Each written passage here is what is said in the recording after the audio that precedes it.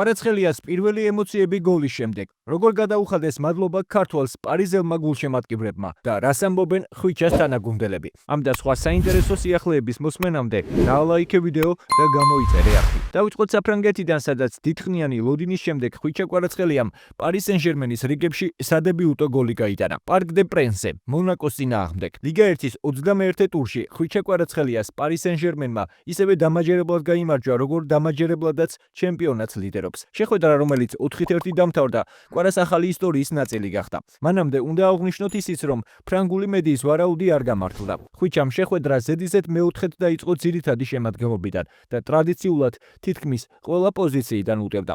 ქართველს მონაკოსთან 4 დარტყმა, 2 მნიშვნელოვანი პასი და 2 წარმატებული დრიბლინგი ჰქონდა. კვარაცხელიას ლიგა 1-ის 3 შეხვედრაში 1 გოლი და 1 საგოლე პასი აქვს.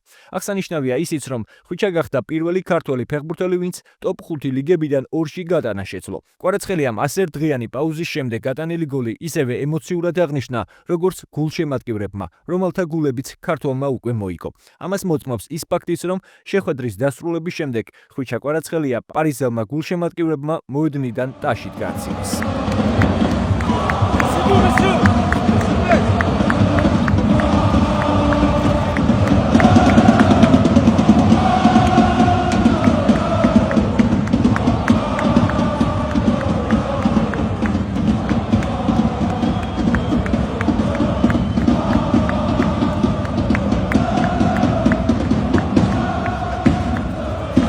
სწორედ ამ სასიამოვნო და ემოციური მომენტის შემდეგ ისაუბრა ქართველმა ამ გოლის მნიშვნელობაზე. შესანიშნავი გრძნობა, ასეთ სტადიონზე, ასეთი გულშემატკივრების წინაშე გოლის გატანა და ამით ძალიან ბედნიერი ვარ. მიხარია, რომ აქ ვარ. დღეს ყველაზე ბედნიერი ადამიანი ვარ. ძალიან ბევრს ვშრომობდი ამისთვის და მინდოდა, რომ გოლი გამეტანა. დღეს კი ეს მოხდა. უნდა გავაგრძელო ბევრი მუშაობა, რადგან ამ შესანიშნავ გუნდთან ერთად მეტი გოლის გატანა შევძლო. ძალიან ბედნიერი ვარ, რადგან კარგად მეკცევიან. აქ მხოლოდ ფეხბურთზე უნდა ფოკუსირდე და ძალიან ამაყი ვარ, რომ ამ ბიჭებთან ერთად ვარ. ქართველის ეს თამაში, რა თქმა უნდა, დადებითად შეაფასა ფრანგულმა მედიამ, ისევე როგორც პარი სენ-ჟერმენის მთავარმამწვრთნელმა ლუის ენრიკემ. დიდებულია, როდესაც ყავს ისეთი განსაკუთრებული ფეხბურთელი, როგორიც ხვიჩა კვარაცხელია. ვიცოდი, რომ მას გამორჩეული თვისებები აქვს. ამაში დარწმუნებულები ვიყავით. დღეს დავამტკიცეთ, რომ ის გუნდში არის ინტეგრირებული. კვარაცხელიას თვისებებს ძალიან კარგად ვიცნობთ. თუმცა, ჯერ კიდევ იმ ფაზაში ვართ, გავიგოთ თუ რომელ პოზიციაზე აჯობებს მისი გამოყენება. ამიტომ მოედანზე თავისუფლებას ვაძლევთ. ის ბარკოლას გავს, რომელსაც შეუძლია როგორც ცენტრში, ასევე მარჯვნივაც ითამაშოს. ხედავთ დემბელე როგორ თამაშობს ფორვარდის პოზიციაზე. ვცდილობთ თამაშიდან თამაშამდე სხვადასხვა პოზიციებზე გამოვიყენოთ ფეხბურთელები. კვარას ნებისმიერ პოზიციაზე თამაში შეუძლია. დღეს ცხრიანის პოზიციიდან გაიტანა, ნამდვილი ფორვარდის სტილში. ძალიან პატარა სივრცეში მიიღო ბურთი და მარცხენა ფეხით გაიტანა. ეს არის ის, რისი ხილვაც გვინდა და ეს მომავალშიც დაგვეხმარება. წინ 2 მნიშვნელოვანი თამაში გველის. ხვიჩას თამაში დადებითად შეაფასა მისმა თანაგუნდელმა, პორტუგალიელმა ნახევარმცველმა ვიტინიამ. ბედნიერი ვართ, რომ ხვიჩამ თავისი პირველი გოლი გაიტანა. ეს მას გაათავისუფლებს. მარტივი არაა სეზონის შუა ნაწილში სხვა ქვეყნიდან ჩამოხვიდე. გუნდს ძალიან კარგად შეეწყო და თავისუფლება მივეცით, რათა თავი კომფორტულად იგრძნოს. იმედი მაქვს, ეს გოლი ბოლომდე გაათავისუფლებს და კიდევ უფრო მეტად დაგვეხმარება. აქვე გეტყვით, რომ მონაკოსთან შეხვედრამდე ქართველის შესაძლებლობებზე კიდევ ერთხელ ისაუბრა იტალიის ნაკრების და პარი სენ-ჟერმენის მეკარემ ჯანლუიჯი დონარუმამ.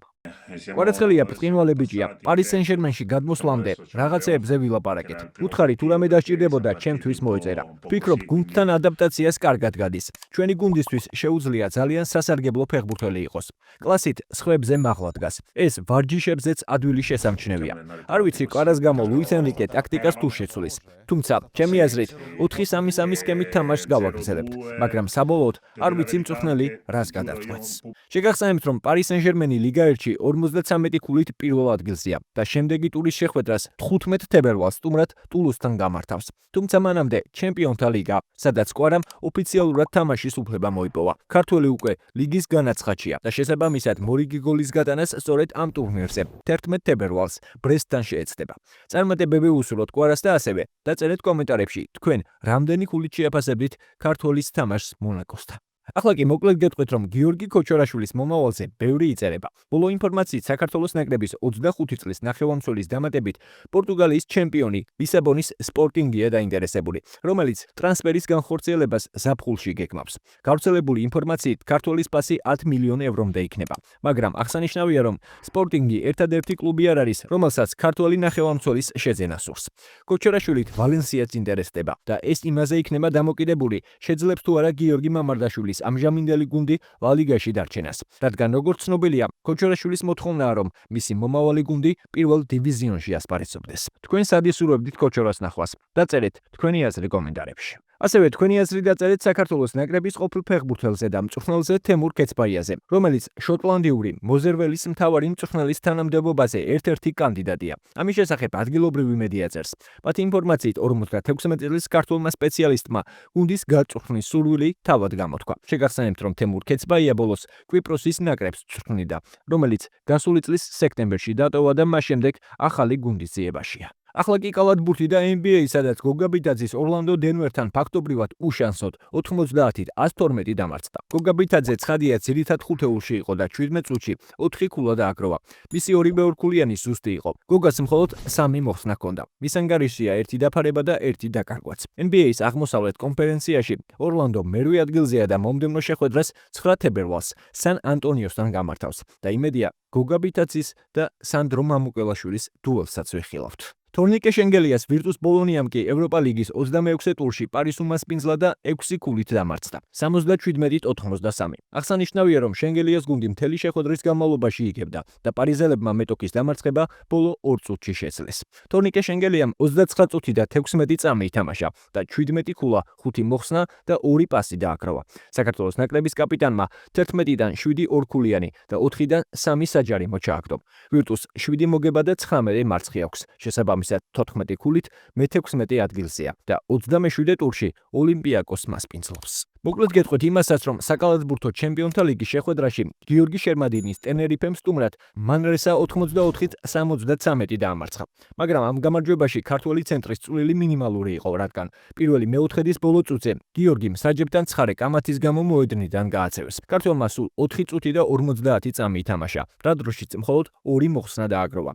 კამათი იმდენად მწვავე იყო, რომ ესპანური მედიის აზრით შერმადინს ცოტა დააკლდა და მსაჯს ხელს დაარტყამდა. შესაბამისად, ამის გამო ქართულ ცენტრს ჩემპიონთა ლიგაზე მცირე დისკვალიფიკაცია ელის. ლიგაზე ტენერიფეს 2-დან 2 მოგება აქვს და 4 მარტს თურქულ პეტკიმ სპორტს უმასპინძლებს. ბოლოს წარმატებები უსურვოთ ქართულ სპორტსმენებს და თქვენ არ დაგავიწყდეთ ვიდეოს დალაიქება და არხის გამოწერა. ასევე ჩართეთ ზარის ღილაკიც, რომ არ გამოგჩეთ შემდგომი სპორტული სიახლეები ქართულ სპორტსმენებს. და ეს არის კრისტალბეთ ეროვნული ლიგის თამაშებს და უგულშემატკივრე ქართულ ფეხბურთს.